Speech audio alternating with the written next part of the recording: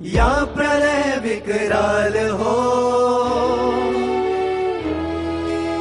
ऐसा हो दृढ़ संकल्प अपना, जीत अब हर हाल हो।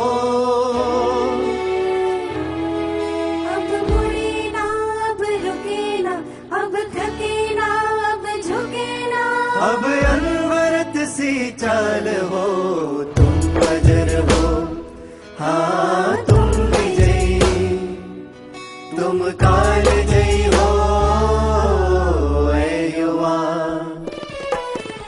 तुम अजर हो, तुम विजयी, तुम काल जयी हो ऐ युवा।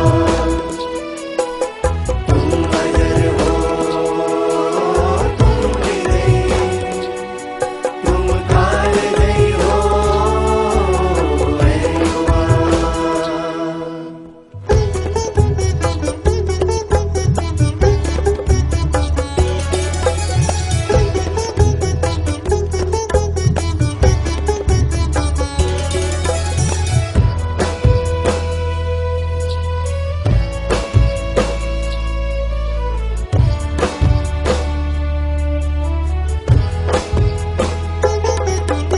शक्ति अपनी तुम जगाओ, जानो हो फौलाद तुम, हौसलों को दो बुलंदी, सिंह की औलाद तुम। शक्ति अपनी तुम जगाओ, जानो हो फौलाद तुम, हौसलों को दो बुलंदी, सिंह की औलाद तुम। वज्र को कर दे विभाजित, ऐसी तेरी ढाल हो, तुम अजर हो, हाँ तुम विजयी, तुम काल जयी हो ऐ युवा। तुम अजर हो, तुम विजयी, तुम काल जयी हो ऐ युवा। तुम अजर हो, तुम विजयी, तुम काल जयी हो ऐ युवा। ओम शांति। 1 मार्च 2023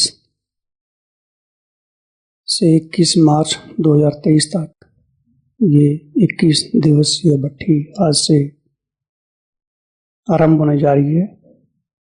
असुर संहारणी भट्ठी। लंबे समय से हम सभी भिन्न भिन्न विषयों के ऊपर भट्टियों का लाभ ले रहे हैं, और जैसे जैसे इन भट्टियों में हम अपनी सहभागिता निभाते हैं, तो जहाँ प्रगति का अनुभव भी होता है, वहाँ हमें अपनी सूक्ष्म कमजोरियां भी भयानक रूप से सामने आती हैं, जिनको हम नकार नहीं सकते। और वो सूक्ष्म कमजोरियां हर एक की अपनी अपनी होती हैं, लेकिन इस पथ पर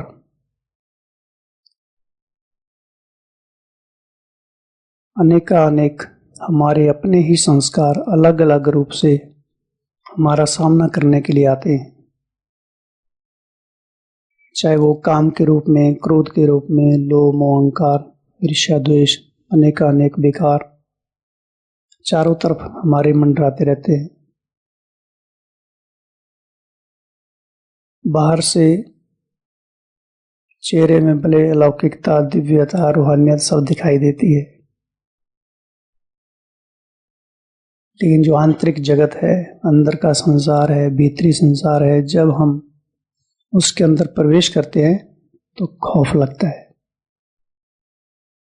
क्योंकि बहुत खौफनाक अंदर में बेकार छुप कर बैठे हुए हैं इस देह रूपी गुफा के अंदर।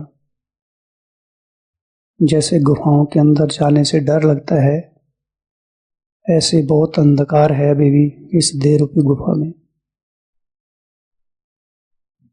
और अंधकार को भगाने का प्रयास करने के बजाय उसका सामना करना है।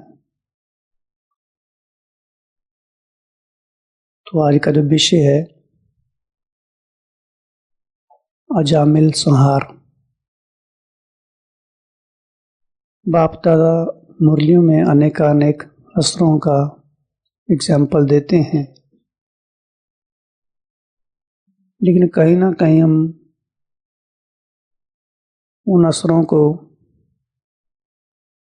बाबा के महावाक्यों तक ही सीमित कर देते हैं, जो सुना केवल वहां तक ही रह जाते हैं।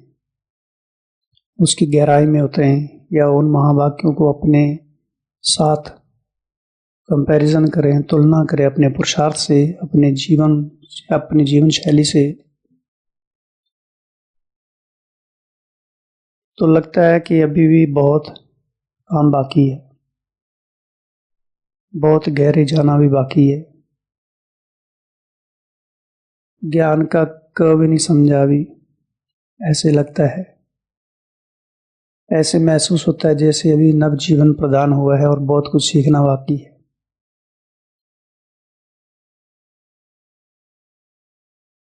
बाबा कहते हैं माया भी रुस्तम के साथ रुस्तम होकर सामना करती है।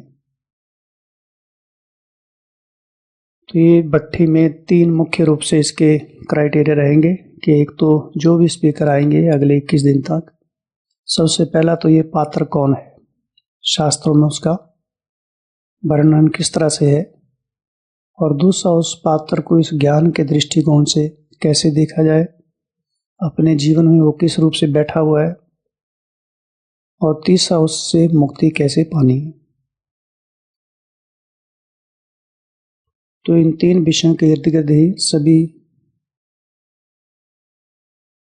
आने वाले समय में इन विषयों के अंतर्गत ही अपना पूरा फोकस रखेंगे, तो हम उसको गहराई से समझ सकेंगे। और इसके साथ एक चौथा भी कर सकते हैं, सभी अपने अपने स्तर पर जो बाबा के महावाक्य हैं उससे संदर्भित थोड़े से, ताकि उस चिंतन में थोड़ा और पावर आ जाए।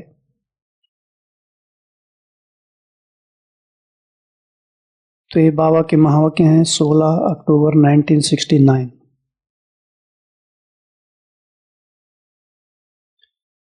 बाप दादा चैतन्य बगीचे में आते हैं तो कुछ वाणी से खुशबू लेते हैं, कुछ नयनों से, कुछ मस्तक की मणि से। कुछ वाणी से, कुछ नयनों से, कुछ मस्तक की मणि से खुशबू लेते हैं। हर एक के मस्तक के मणि की चमक बाप दादा देखते हैं।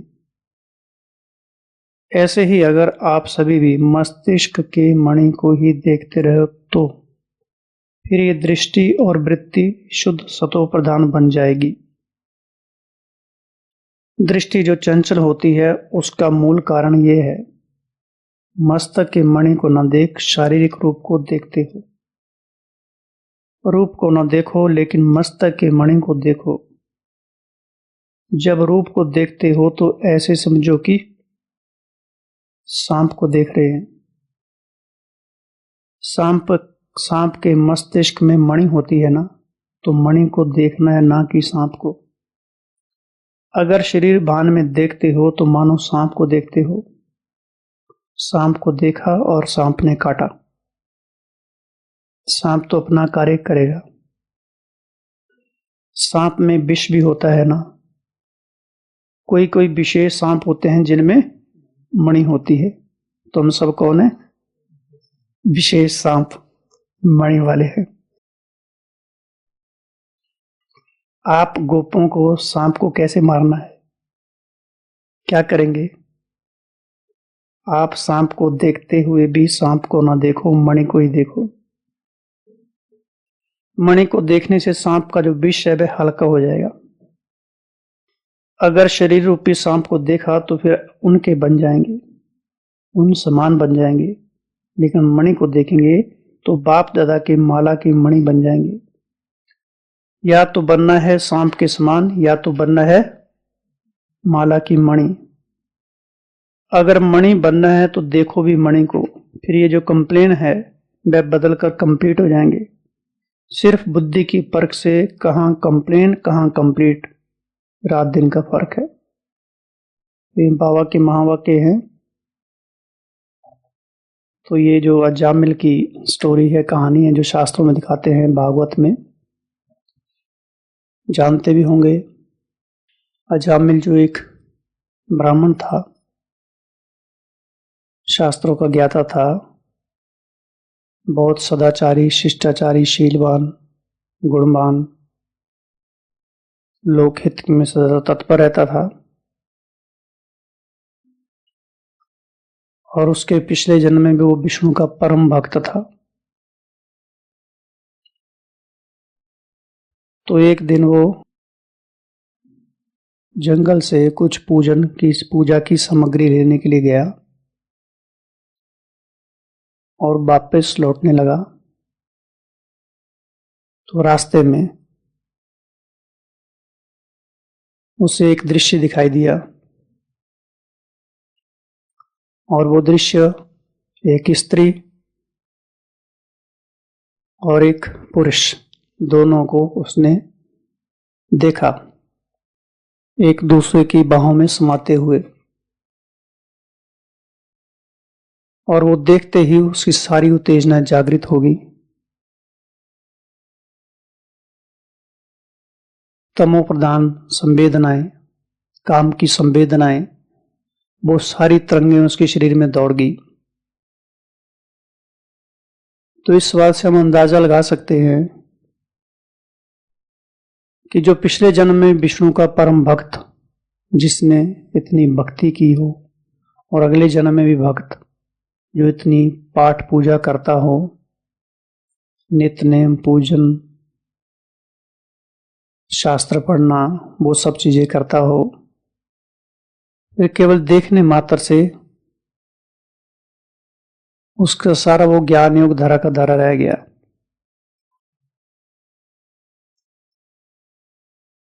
तो हम उसमें अपने आप को देख सकते हैं कि हम कहां तक हैं। तो उसकी जो संवेदना, उसकी उत्तेजनाएं थी, वो उसके वश के बाहर हो गई। उन उत्तेजना ने उसको पागल कर दिया। उस दृश्य ने उसको पागल कर दिया और उसके विचार सारे काम के इर्द गिर्द घूमने लगे। वो जो वेश्या थी, जो जंगल में एक पुरुष के साथ देखी गई, वो वेश्या के सौंदर्य को देखकर मोहित हो गया, प्रभावित हो गया। अब उसका ध्यान ज्ञान की बजाय उसको प्राप्त करने में सारी चिंतन धारा चेंज हो गई। मन में बस एक ही संकल्प रह गया कि भी किसी भी तरीके से अब इसको प्राप्त करना है।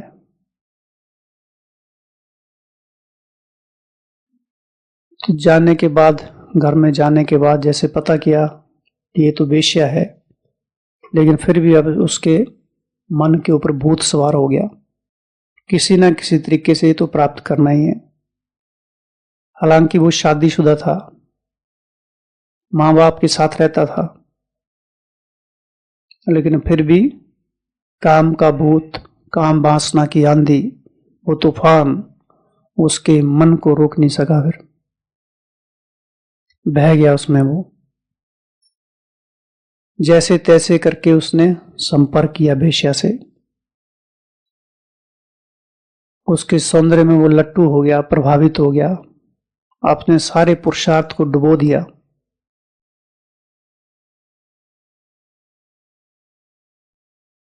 और एक दिन उसके संबंध संपर्क में आ गया वो। जैसे ही उसके संबंध संपर्क में आता है, अपनी पत्नी को छोड़ दिया, बच्चों को छोड़ दिया, माँ बाप को छोड़ दिया। ये काम वासना ऐसी है। अजामिल के रूप में जितना भी शास्त्र पढ़े थे सारे दरकिनार हो गए, चकनाचूर हो गया उसका पुरुषार्थ। इसलिए बाबा एक ही पुरुषार्थ कराते हैं, बच्चे तुम्हें पावन बनना है। केवल एक ही कर्तव्य के लिए भगवान का अवतरण हुआ है, पतितों को पावन बनाना। और सब विकारों की जड़ ये है, काम विकार। इसलिए काम महाशत्रु कहा जाता है, दूसरे विकारों के लिए महाशत्रु नहीं कहा जाता है। दूसरे विकार हो तो चलेगा, लेकिन काम विकार हो तो हड्ड गुड्ड, बाबा कहते 5वीं मंजिल से गिर जाएंगे, चकनाचूर हो जाएंगे। तो इसे हम हल्की सा न लें, बल्कि इस कहानी से हम बहुत कुछ सीखें कि कैसे उसने अपना सारी साधना, सारी तपस्या, वो सारे शास्त्र, जो भक्ति भाव उसके अंदर था, जो लोगों के चित्त में उसके प्रति जो सम्मान था, इतना ऊंचा एटीट्यूड, दृष्टिकोण था, वो सारा धरा का धरा रह गया, 1 सेकंड में सत्यानाश। तो ये कहां से हुआ? केवल देखने से। इसलिए बाबा कहते हैं सबसे ज्यादा धोखेबाज क्या है? आंखें। जो भी हम दृश्य देख लेते हैं वो सीधा हमारे मन में छप जाता है। इसलिए बच्चों को जो पढ़ाया जाता है प्राथमिक स्तर पर, तो चित्रों के माध्यम से पढ़ाया जाता है ताकि उन मन में छप जाए। और उसके बाद फिर शादी कराई जाती है तो स्मृतियां उसकी रखी जाती है, कि एल्बम बनाई जाती है ताकि उनके मन में घुस जाए अच्छी तरह से, 1-2 को छोड़ के ना चले जाए।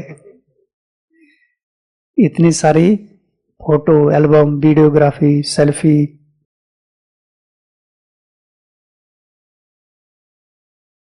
फिर बाद में बार बार उसको देखते रहते हैं। तो जो सारी स्मृतियां हैं मन में छप जाती हैं। ऐसे ही आंखों ने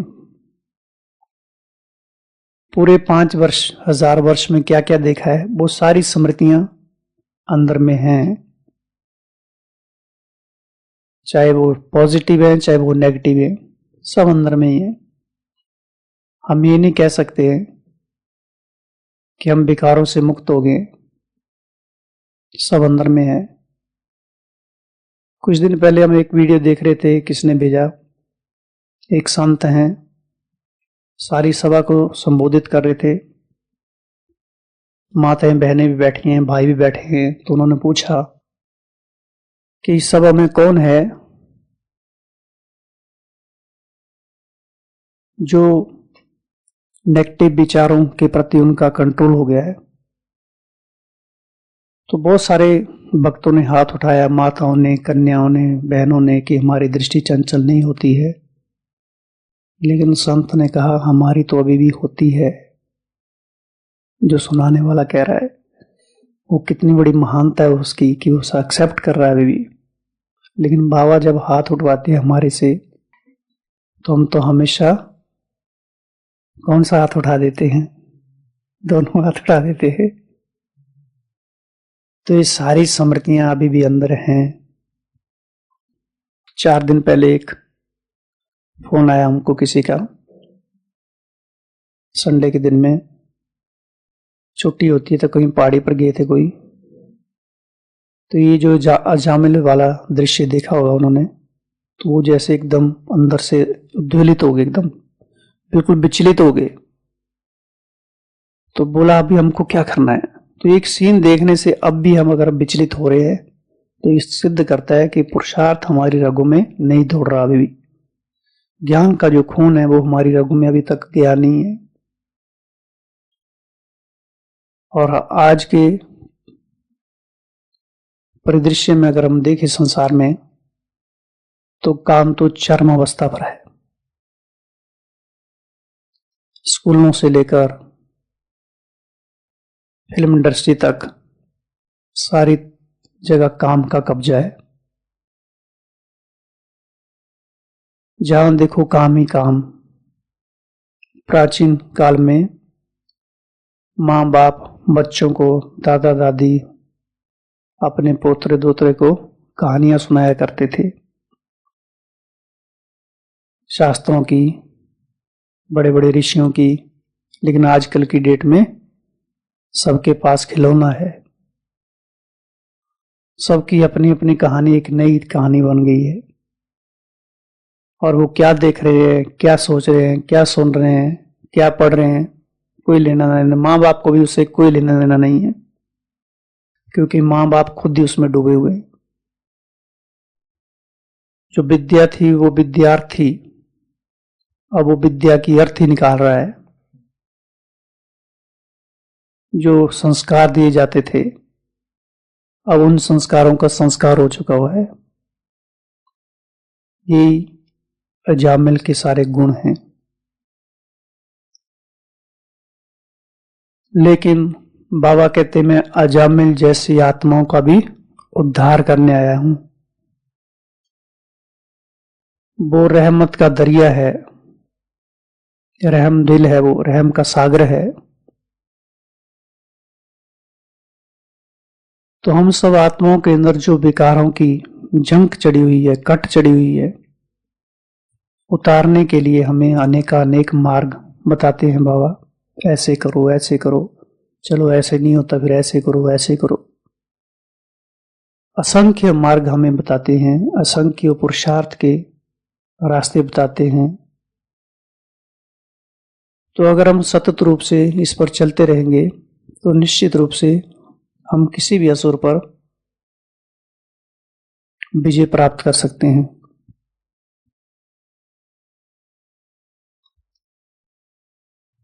तो सबसे पहले तो देखना है वो जो अजामिल था कहां से उसकी उत्तेजना जागृत हुई, आंखों से। इसलिए बाबा कहते हैं अभी लास्ट मुरली जो हमने सुनी, कहां देखो, सबके मस्तक में, मस्तक पर देखो, मस्तक मणि को देखो। अब मस्तक में मणि दिखाई तो देती नहीं है, बाबा तो कह के चले गए हैं, लेकिन फिर भी प्रयास करना जारी है। और उसके साथ साथ उसके ऊपर और गहरा चिंतन हमें स्वयं करना होगा, क्योंकि देह दिखाई देगा पहले तो, जन्म जन्म की आदत पड़ी है। तो सबसे पहले तो है देह का दर्शन, वास्तविकता इसकी क्या है। ये जो देश अंदर से बाहर से जो दिखाई दे रहा है, सभी अभी अपने अपने आप को देखेंगे सुनते सुनते ही, किस देह के अंदर है क्या। सिर के सिरे से लेकर अगर पांव तक देखें तो देह के अंदर क्या है, इस नाक के अंदर क्या भरा हुआ है। जो तोते जैसी नाक दिख रही है उसके अंदर क्या भरा हुआ है। ये जो होंठ है, ये मुख है, इसके अंदर क्या भरा हुआ है। ये जो शरीर है इसके अंदर क्या भरा हुआ है। जो हमने रात को खाया था बहुत अच्छे अच्छे फल, गुलाब जामुन, अभी वो किस रूप में अंदर है।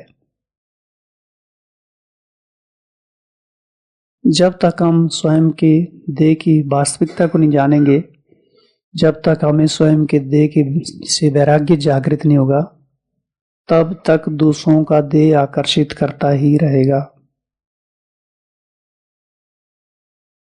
सबसे पहला वैराग्य हमें देह, स्वयं की देह से चाहिए। जितना हम भीतरी जगत में जिएंगे उतना ही हम अपने आप को परख सकेंगे, पहचान सकेंगे, अपनी कमी कमजोरियां हमारे हाथ में आएंगी। तो ये जो अजामिल है मुख्य रूप से 5 रूपों से प्रभावित हुआ, जो कल भी चर्चा की थी परसों। रूप, रंग, रस, गंध और स्पर्श।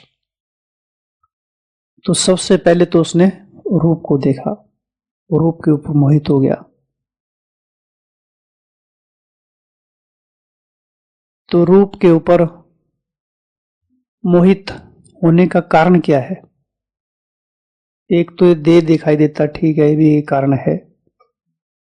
दूसरा मुख्य कारण ये है, बाबा ने जो हमें मर्यादाएं सिखाई हैं जो मर्यादाएं हमारे जीवन के लिए एक सुरक्षा कवच का काम करती हैं, कहीं ना कहीं हम उसमें विस्मृत हो जाते हैं। एक उसका और मुख्य कारण है, हम दूसरों को प्रभावित करने के लिए या आकर्षित करने के लिए जो हमारे क्लॉथ कपड़े हैं, जो साधारण होने चाहिए, वो साधारणता को छोड़ हमारा पहनावा चेंज हो जाता है।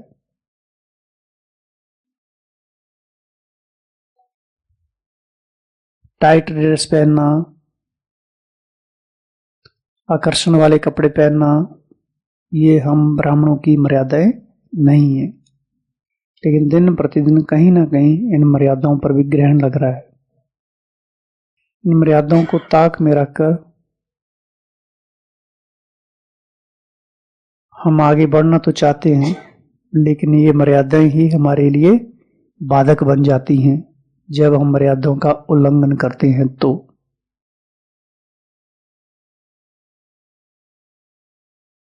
हमारे कपड़े कैसे होने चाहिए, बहुत सारी क्लासों में बताया।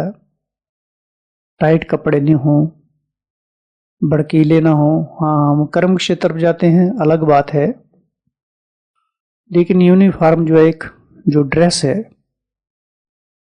ये हमारे एड्रेस का परिचायक है। एड्रेस अर्थात हम किस कुल के हैं, उस पहनावे से हमारे कुल की पहचान होती है। तो ड्रेस को देखना है, हमारी ड्रेस कैसी है। हाँ जी, पारदर्शी ड्रेस ना हो। मम्मा बाबा की ड्रेस देखो, सिर्फ पाँव की 4 उंगलियां 5 उंगलियां मम्मा की दिखती हैं,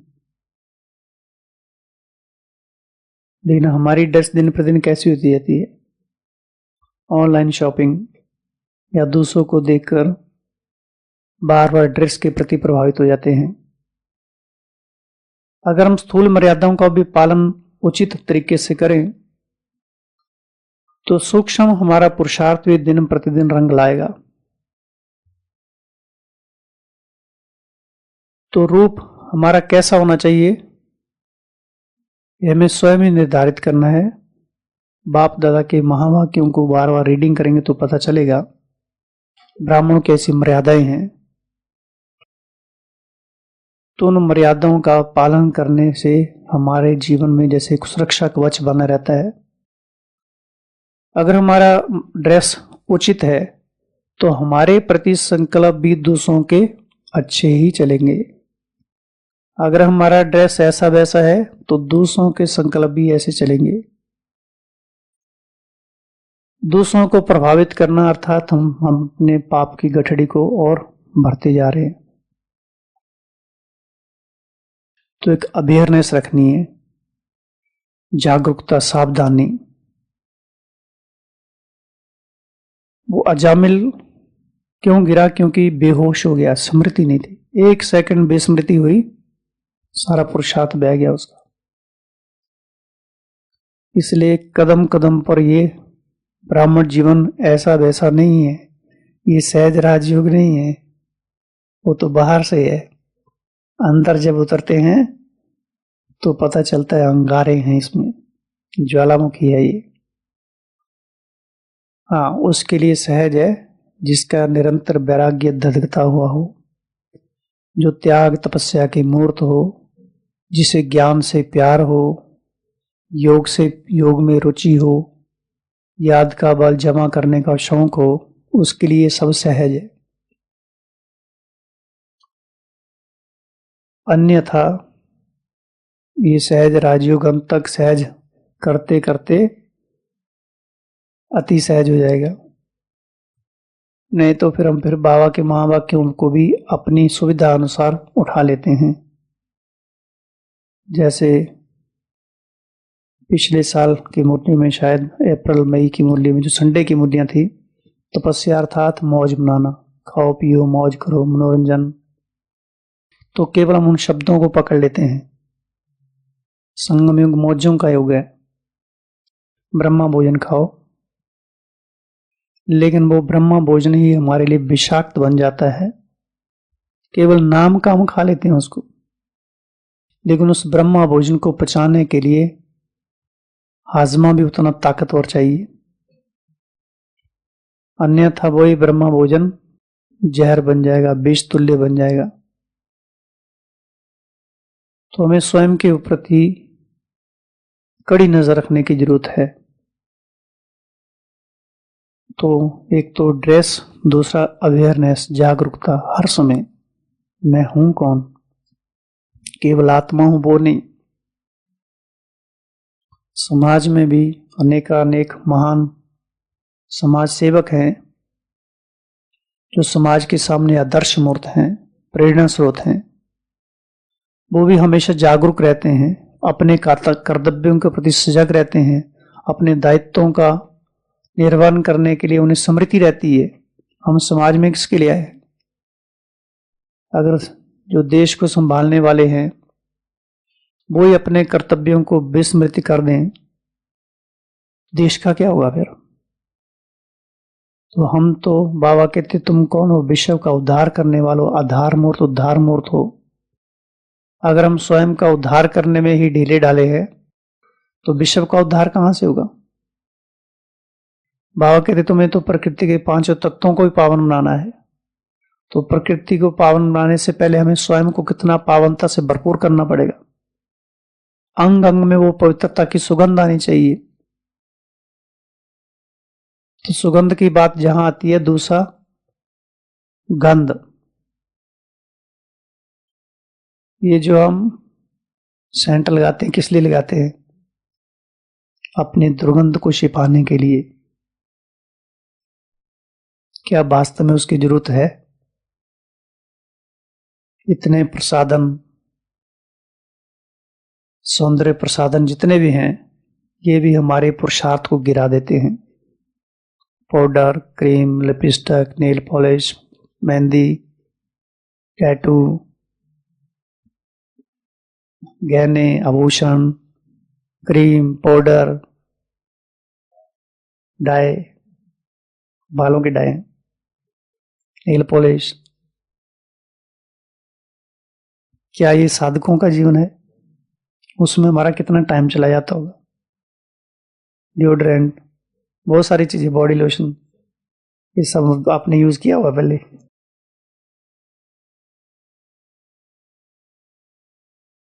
तो ये कितना हमारा पुरुषार्थ उसमें खत्म हो जाता है।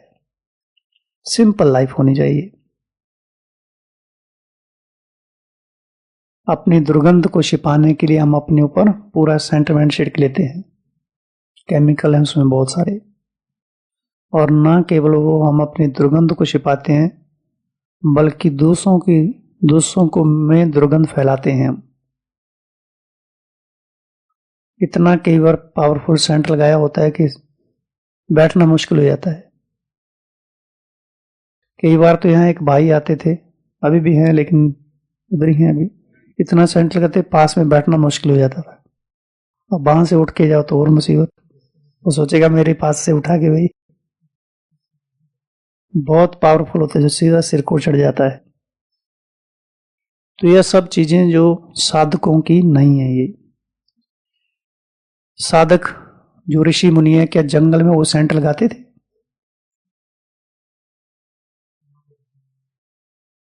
हाँ, उनको देखने वाला है, क्योंकि ये साधना दिखाने वाली नहीं है, ये तो साधना गुप्त है। जो दिखाने वाली साधना वो तो गिराने वाली है।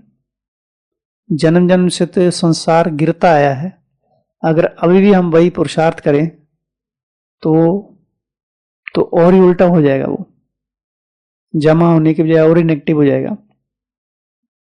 तो ये रूप और दूसरा एक गंध, गंध अर्थात इस जो सारे साइंस सौंदर्य प्रसाधन हैं, इनसे भी हमें कितना हमको इनका उपयोग करना चाहिए, ये भी सबको अपना अपना देखना है, क्योंकि बहुत सारा टाइम इसमें चला जाता है। दूसरा है, तीसरा है, पहला हो गया रूप, रंग, रूप, गंध और फिर स्पर्श, रस। रस क्या है, ये जीवा का रस, टेस्ट।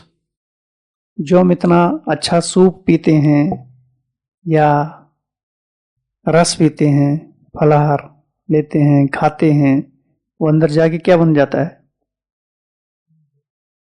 ताकत बन जाती है, एनर्जी बन जाती है। ये है पॉजिटिव एटीट्यूड। लेकिन अंत में वो क्या बनता है वो तो हम सब जानते हैं। तो जीव के वश नहीं हो जाना हमें। और इसका हमने एक पावरफुल टूल देखा सभी ने, जो हमारे जीवन में बहुत भयंकर परिवर्तन करता है, और वो है लिक्विड डाइट। क्योंकि जो भी रिसर्च की गई है वो हर तरीके से की, जो हम नहीं कर सकते उसके लिए हर दृष्टिकोण से, चाहे वो मेडिकल तरीके से या वो साइंस के दृष्टिकोण से, सामाजिक दृष्टिकोण से, आर्थिक दृष्टिकोण से, पारिवारिक दृष्टिकोण से, प्राकृतिक दृष्टिकोण से, दोस्तों के अनुभव से, स्पिरिचुअलिटी से, वो सारा एक सार हम सबके सामने परोसा गया। और उसे हमें कैसे अपने जीवनचर्या में शामिल करना है वो भी हम सबको बताया गया। जिस तरीके से बताया गया, अगर उस तरीके से हम इसको अपने जीवन में शामिल करें तो निश्चित रूप से हमारे पुरुषार्थ में चार चांद जरूर लगेंगे। पुरुषार्थ का रस जो अनुभव होना चाहिए, उस रस का हम अनुभव कर सकते हैं। अन्यथा खाने पीने के रसों में हमारा जीवन ऐसे ही बीतता जाएगा और बाद में हमारे हाथ में कुछ नहीं आएगा। और उससे अनेकानेक कईयों की बीमारियां, कितनी भयंकर बीमारियां चली गई, इतनी क्रॉनिक बीमारियां, इंसुलिन लेना बंद कर दिया, कईयों की स्पीड बढ़ गई, मोटापा कम हो गया तो चाल फास्ट हो गई, बहुत एनर्जी बढ़ गई। तो ये डाइट, ये इसके रस के वश नहीं हो जाना हमको। थोड़ा सा भी देखा कोई बात नहीं है कि तो है गुलाब जामुन खा लेते हैं, क्या फर्क पड़ता है। ये वास्तव में सारी जो पिछली भट्टी की हमारी आसक्तियों पर प्रहार था एक, जहां जहां हमारी आसक्तियां हो गई थी। और भोजन की आसक्ति में सारे विकारों की आसक्तियां जुड़ी हुई। तो रस के वश नहीं हो जाना है। जो अजामिल जैसे गुण, अवगुण, वो कहीं हमारे में प्रवेश न कर जाए।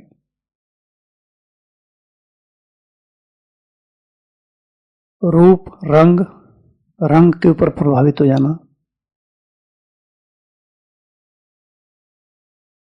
ये रंग तो आए दिन बदलता ही रहता है। 4 दिन अगर फास्ट रखो और धूप में बैठो तो चेहरा कैसा हो जाता है। लोग बोलते क्या हो गया ये, देखने वाले परेशान हो जाते। रूप देखना ही है तो क्या रूप का क्या देखो, बाबा ने कहा मस्तक के बीच में मणि को देखो। मणि को देखेंगे तो बाप दादा के गले की माला बन जाएंगे।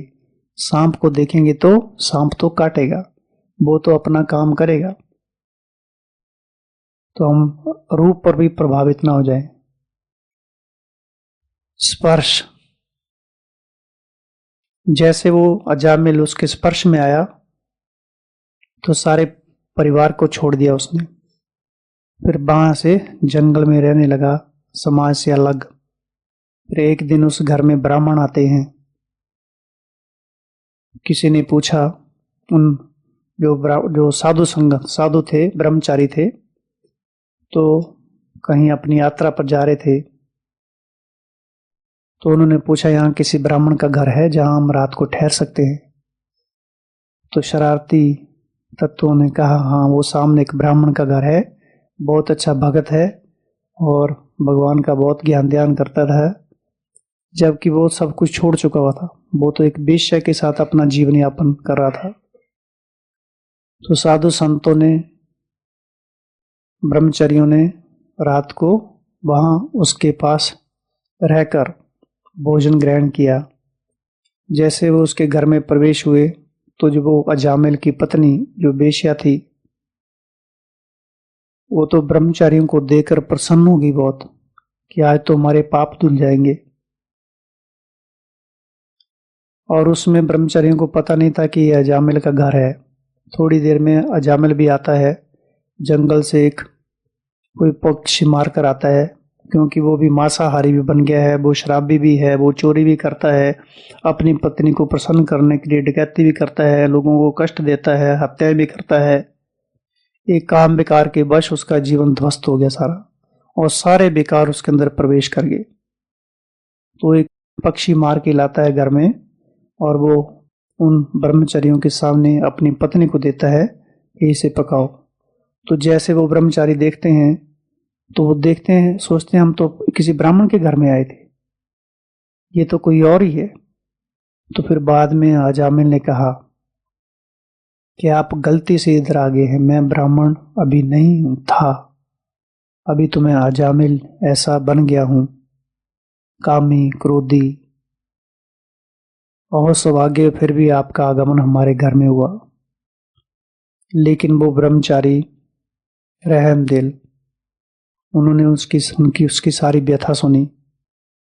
फिर बताया गया कि उसके 9 पुत्र हो चुके थे और 10वां पुत्र होने वाला था। तो ब्रह्मचारियों ने उसको कहा कि आप तो अपने 10वें पुत्र का नाम क्या रखना, नारायण, ताकि उसका नाम लेने से कम नारायण का नाम तो तुम्हारे मुख पर में आए। जो एक विष्णु का परम भक्त था, शास्त्रज्ञ था, शीलवान था, शिष्टाचारी था, अब उसके मुख पर नारायण का नाम लाने के लिए भी ब्रह्मचर्यों को पुरुषार्थ करवाना पड़ रहा है। ऐसे हम ब्राह्मण जीवन में इतने सालों से तपस्या करते आ रहे हैं, फिर भी हमारे अपने ब्रह्मचर्य को पुष्ट कराने के लिए आत्माओं को पुरुषार्थ कराना पड़ रहा है। उसकी उम्र उस समय 80 साल होती है, 10वां पुत्र होने वाला है। ये प्राचीन काल का इतिहास है। फिर जैसे वो ब्रह्मचारी आते हैं तो उन्होंने कहा अगर जो आपका पुत्र होगा 10वां, उसका नाम नारायण रखना। तो फिर जैसे उस बच्चे का जन्म होता है उसका नाम नारायण रखा जाता है, और उससे वो बहुत मोह, उसको प्यार हो जाता है। नारायण के साथ खेलना, बैठना, उठना, उससे बातें करना, उससे काम करवाना छोटे छोटे, ताकि बार बार नारायण उसके मन में छप जाए। अब वो एक अक्षर के लिए तरस रहा है कि नारायण मेरे मन में छप जाए, जो कि इतना ज्ञान पहले उसके जहन में था, उसके दिलो दिमाग में, उसके अंग प्रत्यंग में समाया था। लेकिन वो एक दृष्टिकोण, वो जो उसकी आंखें दी, वो सीन था, 1 सेकंड में वो सारा धराशायी हो गया था। वो जो उत्तेजना थी, वो जो कामबाज की उत्तेजना थी, उसने उसके सारे जीवन को नरक जैसा बना दिया। वो उस काम वासना की आंधी में बह गया, एक शब्द ज्ञान के शब्द के लिए तरस रहा है। ऐसे ही ब्राह्मण जीवन में ऐसा ना हो कि हम 10 साल से, 20 साल से, 30 साल से, 40, 50, 60 साल से पुरुषार्थ कर रहे हैं, और अंत में ज्ञान के एक शब्द के लिए तरस जाएं कि मैं आत्मा हूं, स्मृति ना आए, उसमें हम स्थित ना हो पाए। इसलिए बाबा कहते लंबे समय का अभ्यास है ये, सावधानी हटी दुर्घटना घटी। तो होश में जीना है, बेहोश ना हो जाए। तो वो नारायण नाम रखता है, और फिर धीरे धीरे उसके मन में नारायण के प्रति मोह जागृत हो जाता है, और बार बार उसी का नाम लेता है। अंत में फिर उसकी मृत्यु का समय आ जाता है। फिर उसको लेने के लिए यमदूत आते हैं। तो जैसे यमदूत आते हैं तो उसको कौन याद आता है, नारायण नारायण नारायण मुझे बचाओ। तो जैसे वो नारायण मुख से नाम लेता है तो यमदूत भी सुनकर थोड़ा रुक जाते हैं कि ये तो नारायण का भक्त है, ये तो हमारे गुरु जी का भक्त है।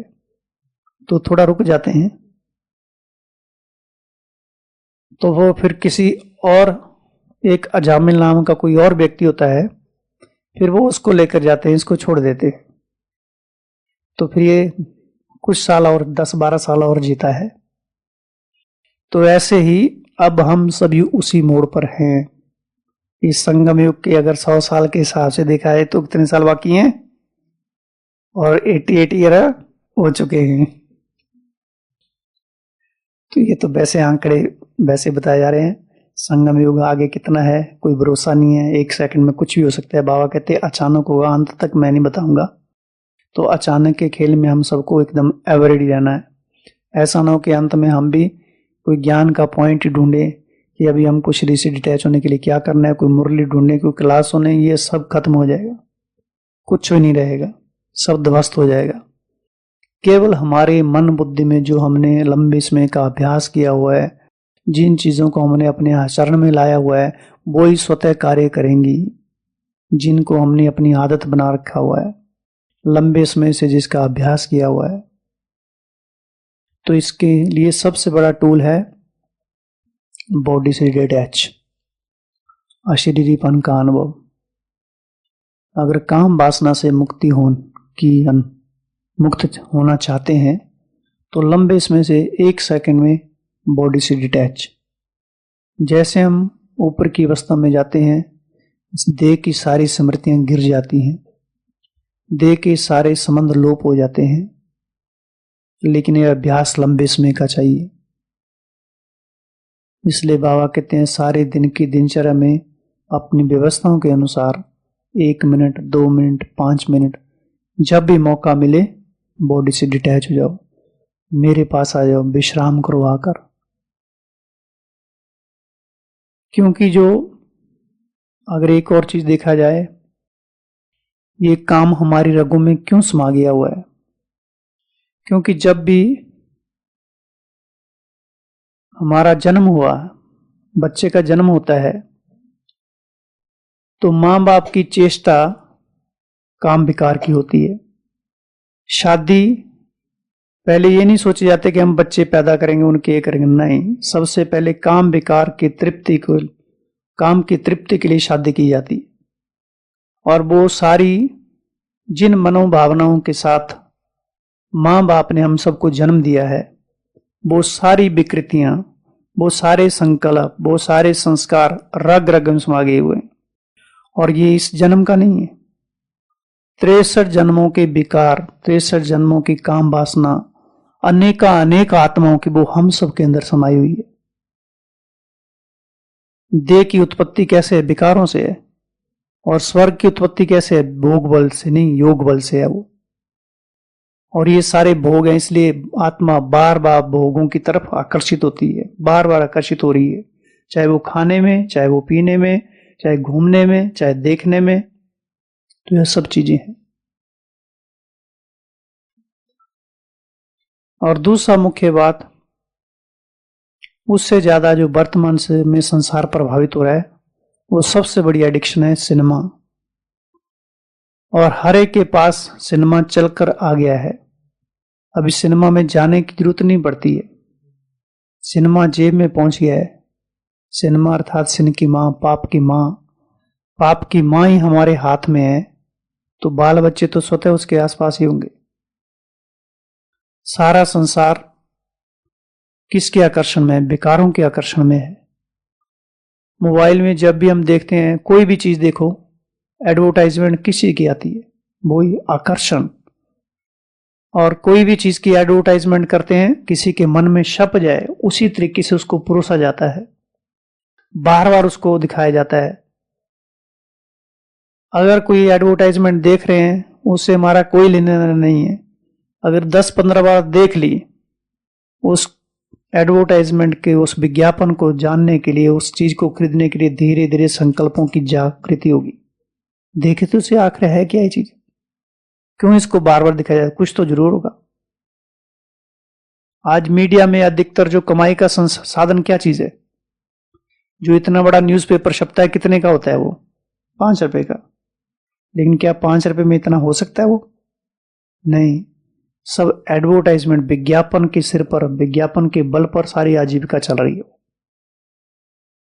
और विज्ञापन अधिकतर किस चीज के होते हैं? दूसरों को आकर्षण करने के लिए। सारे कमाई के साधन है वो तो। और विज्ञापन का दृश्य भी कैसा होता है वो, ताकि किसी के दिलो दिमाग में घुस जाए वो। तो सारी फिल्म इंडस्ट्री कहां है अभी? मोबाइल में। इसलिए डिजिटल संन्यास की आवश्यकता है। कहीं ना कहीं हमारी साधना साधनों में तो नहीं होती जा रही है दिन प्रतिदिन। वर्तमान में कहा जाता है कि ऐसी बातें क्यों सुनाई जाती हैं, दादियों के समय तो ऐसा नहीं था। लेकिन दादियों ने जो साधना की है वो साधना अभी नहीं है। वो जो साधना थी साधन विहीन साधना थी वो। और अभी हम साधनों को पहले एकत्रित करते हैं फिर साधना आरंभ करते हैं। बोलेंगे कि पहले तो साधन थे नहीं इसलिए यूज नहीं किए। साधन तो पहले भी बहुत थे। इतने ऊंचे ऊंचे घराने के वो आत्माएं एक धक से छोड़ दिया, वो साधारण बात नहीं है। इतनी समाज में उनकी मान प्रतिष्ठा, इतने ऊंचे कुल के वो लोग एक धक से छोड़ दिया। हाँ जी, हाँ, कितना फैशनेबल थे पहले, दादी हम खुद वर्णन करती हैं। लेकिन सब छोड़ दिया क्योंकि साधना का रस, उसका स्वाद चख लिया। उस साधना के रस के आगे संसार के सभी साधनों के रस धोखा देने वाले हैं, घातक हैं, खौफनाक हैं। वो हमारे जीवन को दीवों की तरह खाने वाले हैं। वो सोचते हैं थोड़ा सा देखा क्या हो जाएगा, वो थोड़ा करते करते करते एक दिन भयंकर हथौड़ा लगेगा और सारा हमारा पुरुषार्थ चकनाचूर हो जाएगा। तो इस सिनेमा से भी हमको दूरी बना के रखनी है, नहीं तो वो दृश्य बार बार हमारे पुरुषार्थ के मार्ग में अवरोध हम खुद ही खड़ा कर देंगे, वो बाधा बन जाएंगे। हम खुद ही उन जंजीरों में जकड़े रहेंगे, छूट नहीं पाएंगे और दूसरा कोई छुड़ाने आएगा भी नहीं। स्वयं को स्वयं ही छुड़ाना है, क्योंकि हमने स्वयं को कैसे बांधा है वो हमें स्वयं ही पता है। दूसरा बताएगा, लेकिन जो हमने अपने आप को किस तरीके से कौन सी ऐसी विसंगतियों में बांध के रखा है वो दूसरे को पता नहीं है, वो हमें खुद ही पता है। कैसे हमने वो गांठ लगाई है वो खोलनी भी खुद को ही है। इसलिए सारा दृष्टिकोण हमारा स्वयं के ऊपर होना चाहिए। भीतर झांकना है कि अभी भी कौन कौन सी ऐसी गलतियां मैं बार बार कर रहा हूं जिनसे मैं छूट नहीं पा रहा हूं, उन पर थोड़ा काम करना पड़ेगा। तो देखना है कुछ एक बातें।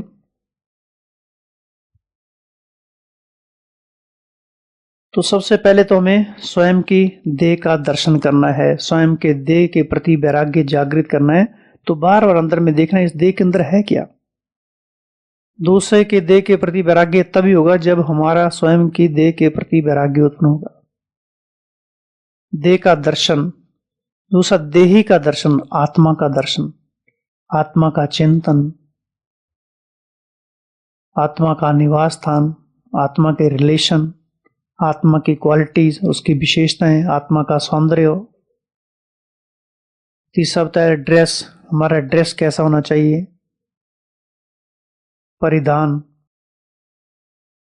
नेक्स्ट है एक चीज है कि दूसरों से दूरी बनाकर रखना बहुत जरूरी है। चाहे बहन है या चाहे भाई है, चाहे कोई पुराना है चाहे कोई नया है, दूरी बनाकर बहुत रखना जरूरी है। क्योंकि धीरे धीरे संबंधों में नजदीकियां आने से विकृतियां जागृत होने लगती हैं। कि इसकी साधना कैसी है हम नहीं कह सकते। वो स्वयं की साधना लड़खड़ा रही है तो दूसरों की संगत है हमें डुबा देगी वो। इसलिए दूरी बनाकर रखना बहुत जरूरी है। और समझ से दूरी, ऐसा नहीं है कि सेवा है तो भी हम दूरी बना दें उनसे, नहीं। जो बाबा कहते हैं फेमिलियरिटी में नहीं आना है। नेक्स्ट अगला एक है दोष दृष्टि, जो दर्शन में बताया दोष दृष्टि, दूसरों के दोषों का भी चिंतन करो। कौन कौन से, वैसे बाबा कहते हैं गुण ग्राह की दृष्टि, लेकिन दोष भी जिससे हमारा अटैचमेंट हो गया उससे देखो उसमें कौन कौन से दोष हैं अभी, जिससे हमारी साधना भंग होती जा रही है। डिजिटल संन्यास, डाइट और है धर्मराज का डर। तो वर्तमान समय को देखते हुए हमें योग की शक्ति को बढ़ाना है। सारे दिन में थोड़ा भी जब भी मौका मिले छोटे छोटे अभ्यास, जैसे परसों एक बताया था बहुत पावरफुल टूल अधिष्ठान। तो किसी ने पूछा था 1 घंटे करने के बजाय 10 मिनट भी कर सकते हैं? हाँ कर सकते हैं। 5 मिनट करो, लेकिन 5 मिनट वो पूरा बैठ जाओ, फिर थोड़ा टाइम छोड़ के फिर अगले 5 मिनट करो। ऐसे सारे दिन में बार बार करो और धीरे धीरे वो 1 घंटे तक पहुंच जाएंगे, 2 घंटे तक पहुंच जाएंगे। जो लंबे समय से बैठने की आदत नहीं होती है, बेचैन मन क्यों बेचैन होता है? बैठते हैं 5 मिनट में, बेचैनी कहाँ हो रही है? हमारे संकल्प ही हमको बेचैन कर देते हैं। इसलिए बाबा कहते कम से कम आकर बैठो तो सही, भले मन भाग रहा है इधर उधर, बैठो तुम। धीरे धीरे धीरे धीरे मन को थोड़ा काम देंगे, वो अपने आप स्थिर हो जाएगा। और मन स्थिर हो गया, शरीर भी स्थिर हो जाएगा, वो कर्मेंद्रियां भी शीतल हो जाएंगी। तो धीरे धीरे अधिष्ठान को बढ़ाना है, योग की शक्ति को बढ़ाना है, अपनी प्योरिटी के ऊपर पूरा काम करना है। और उसके लिए प्योरिटी का मुख्य स्रोत देखा भोजन। भोजन बहुत बहुत ही महत्वपूर्ण एक टूल है हमारे पुरुषार्थ को आगे बढ़ाने के लिए, जिसके लिए 5 बातें भी बताई थी। भोजन कैसे करना है, साइलेंस में करना है, स्लो स्लो करना है, सॉलिट्यूड अर्थात एकांत में करना है, श्रेष्ठ सम्मान के साथ करना है। हाँ जी, सतत जागरूकता, उसके दृष्टि, पूरी दृष्टि देकर खाना है। भोजन को भोजन का समय नहीं, भोजन हमारा योग का समय बन जाए। तो ऐसी बहुत सारी बातें हैं, गहराई से हम देखेंगे जितने असुर बैठे हुए हैं। ये जो पूरी भट्ठी पीछे हुई है 108 दिन की क्रांति, असंभव संभव, उससे ये 21 असुर निकले हैं। उसमें से आज पहला था अजामिल। अजामिल का संहार कैसे करना है, तो ये सारी बातें चिंतन की हैं कि रूप रस गंध स्पर्श ये सब चीजें कैसे उनका संहार करना है, ये सब चीजें आएंगी। लेकिन इन सब से ऊपर हमको साक्षी अवस्था में रहकर अपने पुरुषार्थ के प्रति सजग होकर आगे बढ़ते जाना है। तो प्रभावित नहीं होना है, अपनी देह का चिंतन, देह से दूरी, देह का अभ्यास, डिजिटल संन्यास, संसाधनों के वश नहीं होना है, योग की शक्ति को बढ़ाना है, प्योरिटी को बढ़ाना है। तीसरा एक मुख्य टूल है अपने ज्ञान के चिंतन को बढ़ाना है। देखा गया है जो ज्ञान के चिंतन में रहते हैं वो अनेकानेक परिस्थितियों में भी मन अचल अडोल रहता है। देखते हैं कहीं ना कहीं उतार चढ़ाव आता है, सामने वाले कुछ बोलते रहते हैं लेकिन वो अपनी अवस्था में स्थिर रहते हैं। और जो ज्ञान के चिंतन की कमी है 1 सेकंड में हलचल में आ जाते हैं। सामने वाले ने कुछ बोला और वो हमारे में है भी नहीं चीज, बिना किसी बात के कोई उत्तेजना पूर्वक वाक्यों का प्रयोग करते हैं, उत्तेजित करते हैं और हम हलचल में आ जाते हैं, अर्थात हमारे ज्ञान चिंतन में कमी है। तो ज्ञान चिंतन तो सबसे पहला टूल है। जितना ज्ञान का हम चिंतन करते जाएंगे तो योग लगाने की जरूरत नहीं पड़ेगी, योग स्वतः लग जाएगा। क्योंकि योग के लिए भी क्या चाहिए? ज्ञान चाहिए, ज्ञान का विस्तार चाहिए। हाँ, दोनों का बैलेंस, ज्ञान योग का बैलेंस। कौन से झूले? आनंद और मनोरंजन। ज्ञान योग की 2 रस्सियां, और ये जीवन कैसा? आनंद और मनोरंजन, उसका अनुभव होना चाहिए। तो कितने सारे टूल हैं। तो ज्ञान चिंतन को बढ़ाना है। अब ये जो यहाँ जो चिंतन किया जाता है उस चिंतन को आगे बढ़ाना है, खुद आगे। क्यों? बहुत सारी बातें, सबका चिंतन अपना अपना हो सकता है, सबका अजामिल अपना अपना है। किस रूप से बैठा हुआ है, वो कौन सी अंदर गुफा में बैठा हुआ है, अंदर में कितना अंधकार है, कहाँ वो छिप कर बैठा हुआ है, सबके अपने अपने संस्कार हैं। चाहे वो खाने के संस्कार हैं, घूमने के संस्कार हैं, देखने के संस्कार हैं, किसी को तंग करने के संस्कार है, स्वयं ही तंग होने के संस्कार हैं। किसी ना किसी रूप में हमारे अंदर वो विकृतियां हैं ही हैं, और खुद ही हम स्वयं के लिए ही विकृति बन जाते हैं, स्वयं के लिए ही बाधा बन जाते हैं, स्वयं के लिए, अर्थात स्वयं की कमजोरियां ही हमारे लिए बाधा बन जाती हैं। तो ज्ञान का चिंतन करने से ज्ञान एक जैसे टॉर्च की तरह काम करता है, जो हमारी अपनी विशेषताओं से भी, अपनी योग्यताओं से भी, अपने कमजोरियों से भी अवगत कराता है। ज्ञान जैसे उस दिन बताया था ना, ज्ञान जैसे एक आग की तरह है जो हमारी कमजोरियों को जला के रख देगा। योग से भी पावरफुल वैसे ज्ञान है अगर देखा जाए तो। हाँ जी, ज्ञान एक पानी भी और तलवार भी है जो सारे बंधनों को काट देगा। तो ज्ञान की तलवार को धारदार बनाने के लिए निरंतर उसको चिंतन की धार लगाते रहना है। जितना हमारा चिंतन में प्रखरता आती जाएगी उतना हमारे पुरुषार्थ में निखार आता जाएगा। तो ज्ञान चिंतन को भी बढ़ाना है। तो बहुत सारी ऐसी बातें देखी हैं। तो सभी अपने अपने स्तर पर जो हमारे अंदर आश्चर्य विकृतियां हैं उनको देखना है, उनसे डरना नहीं है, घबराना नहीं है, पूरे जोश के साथ, पूरी समझ के साथ उनका सामना करना है, उनको निकालने का प्रयास करना है। तो ऐसे देखा ये अजामिल कैसे उसका सहार होगा। तो ये सब चीजें देखी। हाँ, नारायण नारायण करते करते फिर आखिर में उसको लेने के लिए आए तो उसके 12 साल उम्र बढ़ गई था। और फिर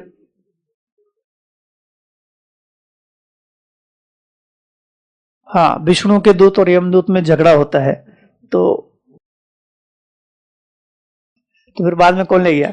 वो तो दूसरे अजामिल को लेके गया ना, बताया ना बीच में। फिर दूसरे अजामिल को विष्णु के यमदूत और विष्णु के और दूसरे उसके दूत आते हैं, धर्मराज यमदूत के अलग अलग, दोनों के दूत अलग अलग आते हैं। तो फिर आखिर में तो नारायण नाम लिए इसलिए उस बच जाता है। अर्थात हम ज्ञान का चिंतन मनन करते रहेंगे तो हम बच जाएंगे। तो बाबा हमारी सुरक्षा करेगा। तो गलती से भी अगर इस ज्ञान को हम ग्रहण कर लेते हैं तो भी हमारा उद्धार हो जाएगा। गलती से भी कहा जाता ना, अगर संसार में मान्यता है थोड़ा सा भी अगर टोली खा ली गए काम से।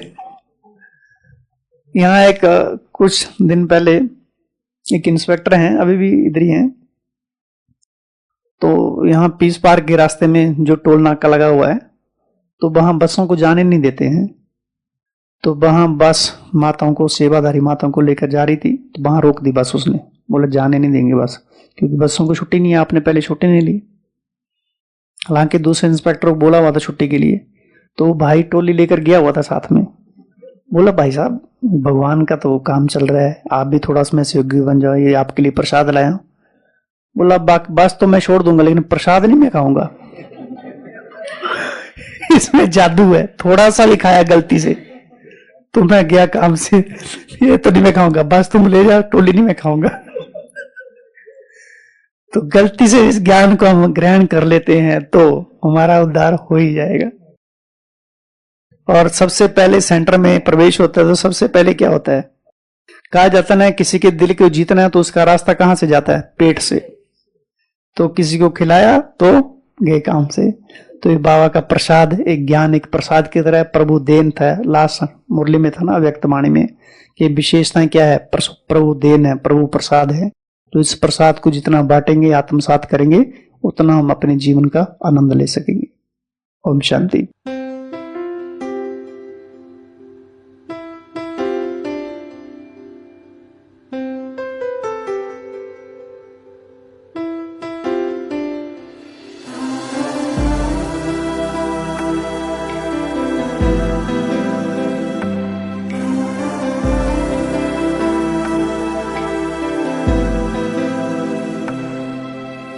आध्यात्मिक सूर्य घर घर होदय,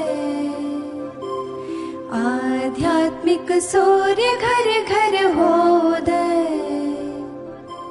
साधना से ध्वस्त हो जाए साधना से ध्वस्त हो जाए आध्यात्मिक सूर्य घर घर होदय, आध्यात्मिक सूर्य घर घर होदय, साधना से ध्वस्त हो जाए